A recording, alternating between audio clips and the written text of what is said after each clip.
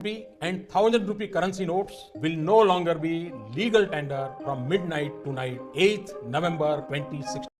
2016 में जब इंडिया में डिमोनेटाइजेशन हुआ था, तब से डिजिटल पेमेंट्स का एक नया एरा शुरू हुआ। कैशलेस इंडिया एक ऐसा सपना था जो आज रियलिटी बन चुका है। आज यूपीआई एक ऐसी टेक्नोलॉजी है जो हर इंडियन के फ़ोन में है। गूगल पे, फ़ोन पे, पेटीएम, ये सब ऐप्स हमारे डेली लाइफ का हिस्सा बन चुके हैं। लेकिन क्या आपको पता है कि इसी यूपीआई रिवॉल्यूशन के पीछे एक डार्क साइड भी छुपा है। Fake UPI links, fishing scammers, data leaks और साइबर फ्रॉड्स के हज़ारों केस डेली रिपोर्ट हो रहे हैं। अगर आप भी डिजिटल पेमेंट्स करते हैं तो ये वीडियो आपके लिए बहुत ज़रूरी है।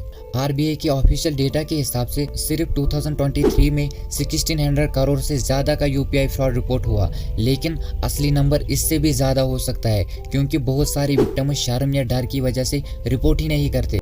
इनमें से कॉमन यूपीआई स्कैमर्स क्या है? कोई दुकानदार बनकर क्यूआर कोड भेजता है और आप जैसे ही स्कैन करते हैं पैसा आपके अकाउंट से उठ जाता है। एक व्हाट्सएप या एसएमएस लिंक आता है जो ऑफिशियल लगता है, लेकिन जैसे ही आप उस पर क्लिक करते हैं हैकर्स आपकी बैंकिंग डिटेल्स ले लेते हैं। फ्रॉडस्टर्स आपको एनीडेस्क, टीम व्यूवर जैसी ऐप्स इंस्टॉल करने के लिए बोलते हैं और फिर आपका फ़ोन का फुल कंट्रोल ले लेते हैं।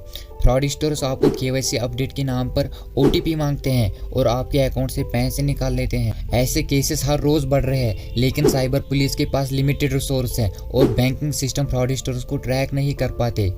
आप गूगल पे, फ़ोन पे, पेटीएम यूज़ करते हैं। आपको लगता है कि ये ऐप सिर्फ ट्रांजैक्शन करने के लिए बनी है। रियलिटी ये है कि ये आपका सिर्फ पैसा नहीं बल्कि आपका डाटा भी ले रही है। ये ऐप्स आपके फ़ोन का लोकेशन, कॉन्टैक्ट लिस्ट, एसएमएस और ऐप यूजेज डाटा ट्रैक करती हैं। आप जो भी ऑनलाइन खरीदते हैं उसका डाटा एडवर्टाइजर्स के साथ शेयर किया जाता है। क्या आपको पता है कि यूपीआई के डाटा स्टोरेज और प्राइवेसी लॉज उतने स्ट्रांग नहीं है जितना यूएस या यूरोप में है? एग्जाम्पल के लिए गूगल पे आपकी ट्रांजेक्शन हिस्ट्री और स्पेंडिंग हैबिट्स को एनालाइज करता है और एडवर्टाइजर्स को टारगेटेड एड्स के लिए भेजता है। एक्सपर्ट्स का कहना है कि आज का डाटा इकोनॉमी का सबसे बड़ा एसेट है। जितना ज़्यादा आपका डाटा कलेक्ट होगा उतना ज़्यादा आपकी ऑनलाइन प्राइवेसी कॉम्प्रोमाइज़ होगी। गवर्नमेंट और आरबीआई डिजिटल पेमेंट्स को प्रमोट कर रही है, लेकिन सिक्योरिटी और फ्रॉड प्रिवेंशन के लिए स्ट्रॉन्ग लॉज नहीं है। अगर आपका यूपीआई फ्रॉड हो जाए तो पैसे वापस मिलने की कोई गारंटी नहीं है। छोटी जगहों और रूरल इंडिया में लोगों को यूपीआई सिक्योरिटी का बेसिक रूल्स तक नहीं पता। क्या आपको पता है कि चाइना और यूरोप जैसी देश अपने पेमेंट सिक्योरिटी को इंडिया से ज़्यादा सीरियसली लेते हैं?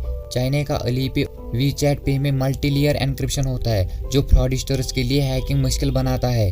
यूरोप का सेपी सिस्टम एक स्ट्रॉन्ग कंज्यूमर प्रोटेक्शन लॉ को फॉलो करता है जिसमें फ्रॉड होने पर कस्टमर को फुल रिफंड मिलता है, लेकिन इंडिया में ऐसा नहीं है। यहाँ यूपीआई फ्रॉड होने के बाद पैसे वापस मिलने की कोई गारंटी नहीं है। अगर आप यूपीआई यूज़ करते हैं तो ये 5 सिंपल स्टेप्स फॉलो करके अपनी सिक्योरिटी बढ़ा सकते हैं। किसी भी अननोन लिंक पे क्लिक मत करिए। क्यूआर कोड स्कैन करने से पहले वेरीफाई करें। अपना यूपीआई पिन किसी से शेयर मत करें। गूगल प्ले स्टोर के अलावा किसी और जगह से पेमेंट ऐप्स डाउनलोड ना करें। बैंक या कस्टमर केयर के ऑफिशियल नंबर पर ही रिपोर्ट करें। डिजिटल इंडिया एक अच्छा इनिशिएटिव है, लेकिन बिना स्ट्रॉन्ग सिक्योरिटी के ये एक टिकिंग टाइम बॉम्ब बन सकता है। हमें सिर्फ डिजिटल पेमेंट को अडॉप्ट नहीं करना है बल्कि इनको सिक्योर भी बनाना है। अगर आप भी चाहते हैं कि ये मैसेज ज़्यादा लोगों तक पहुंचे तो इस वीडियो को शेयर करें और कमेंट करके बताओ कि आपको कभी यूपीआई फ्रॉड का एक्सपीरियंस हुआ है या नहीं।